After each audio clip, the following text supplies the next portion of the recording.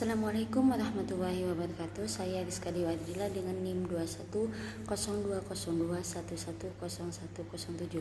Di sini saya akan membahas sedikit mengenai wakalah bil ujrah.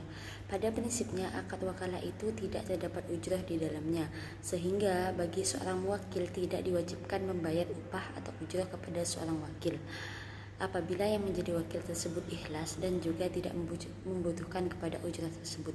Akan tetapi apabila kita melihat lagi hubungan timbal balik yang dari seorang wakil dan wakil, di mana seorang wakil sudah membantu seorang wakil melakukan pekerjaannya, maka upah atau ujrah tersebut dianggap pantas untuk diberikan dan sebagai bentuk terima kasih dari seorang wakil kepada wakil yang telah membantunya.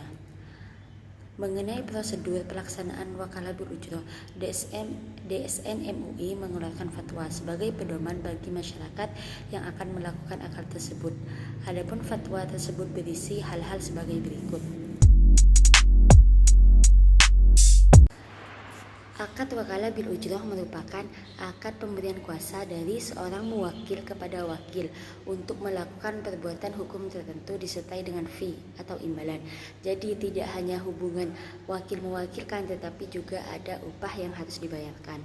Dan ini hukumnya boleh mengacu pada dalil Al-Quran, hadis serta pendapat ulama dan juga kaidah fikih yang telah berlaku.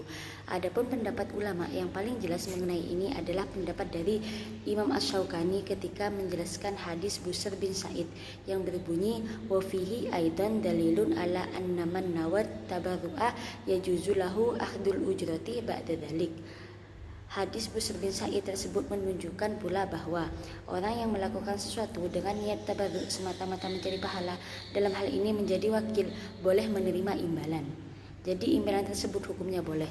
Dan juga kaidah fikih yang berlaku adalah al aslu fil muamalati al ibahatu illa ayyadullah dalilun ala tahrimiha.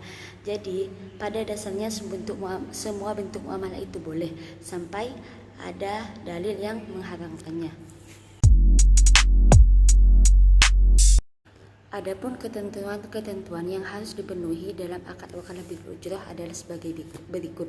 Yang pertama adalah ketentuan sigot.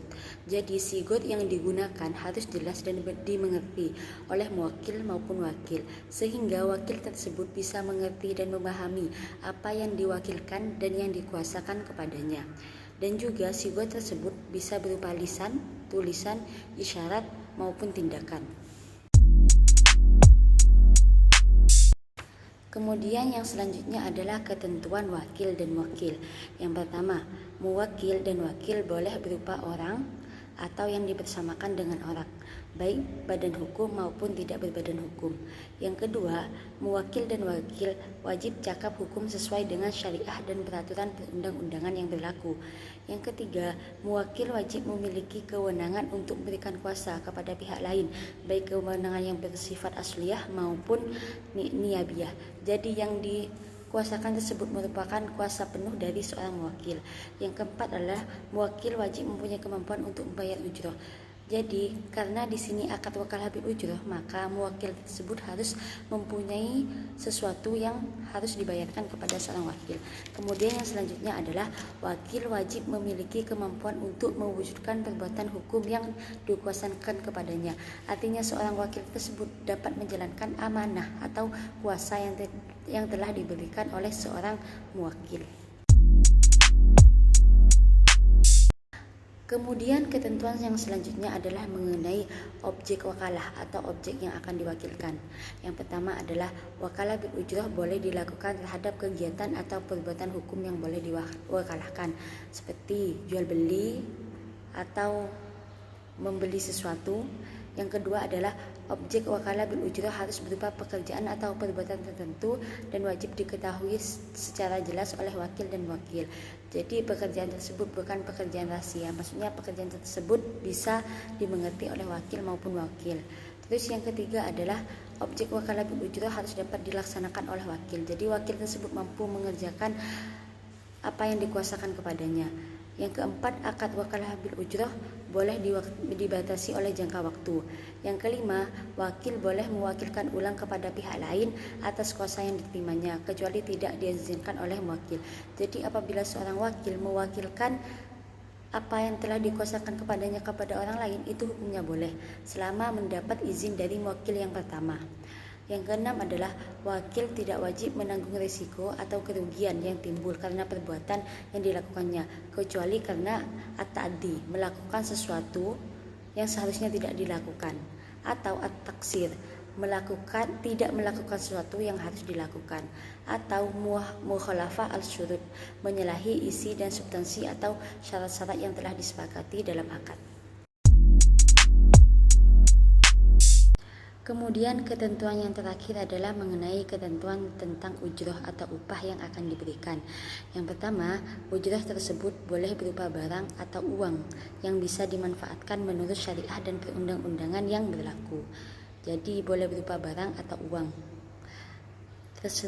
Yang kedua adalah kuantitas atau kualitas ujroh harus jelas, baik berupa angka nominal, persentase tertentu, rumus yang telah disepakati dan diketahui oleh para pihak yang melakukan akad.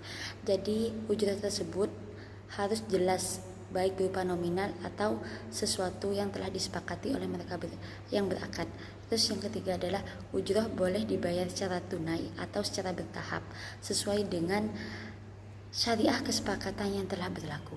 Yang keempat adalah ujroh tersebut ujroh yang telah disepakati boleh ditinjau ulang atas manfaat yang belum diterima oleh muwakil sesuai dengan kesepakatan. Wakalah bil ujroh sangat tepat untuk dipraktikkan karena akad tersebut saling menguntungkan. Artinya tidak hanya menguntungkan muwakil yang sudah dibantu dalam menjalankan kuasanya, tetapi juga menguntungkan seorang wakil yang diberikan upah oleh muwakil, sehingga terjadi hubungan timbal balik dalam akad tersebut. Mungkin hanya itu yang dapat saya sampaikan, kurang lebihnya mohon maaf. Wassalamualaikum warahmatullahi wabarakatuh.